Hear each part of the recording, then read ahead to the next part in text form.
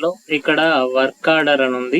So నేను ఈ విధంగా వర్క్ ఆర్డర్ వచ్చినప్పుడల్లా ఇలా రాస్తాను, వర్క్ స్పేస్ 1, తర్వాత మళ్ళీ రాయాలి వర్క్ స్పేస్ 2. ఇలా 100 డేస్కి ఉందనుకోండి, వర్క్ 100 అనుకుంటూ ఈ విధంగా కాలంలో రాయాలండి. ఇలా ఒక్కొక్కటి రాయడం కంటే మనం ఆటోమేటిక్గా దీన్ని జనరేట్ చేయొచ్చు. ఏ విధంగా జనరేట్ చేస్తామనేది డిస్కస్ చేద్దాం. ఈ A2 సెల్లో క్లిక్ చేయండి, ఈక్వల్ టు రాయండి, డబల్ కొటేషన్లో వర్క్ అని రాయండి, ఎండింగ్లో స్పేస్ ఇవ్వండి, మళ్ళీ డబల్ కొటేషన్, దెన్ ఇక్కడ అండ్ సింబల్ని రాయండి. రాసి సీక్వెన్స్ SEQUENC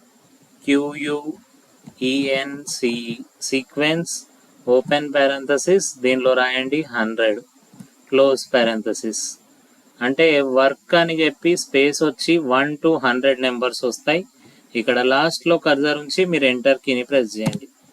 మీరు ఇక్కడ చూడొచ్చు ఆటోమేటిక్గా మనకు జనరేట్ అయ్యాయి వర్క్ 1 to వర్క్ 100 వరకు.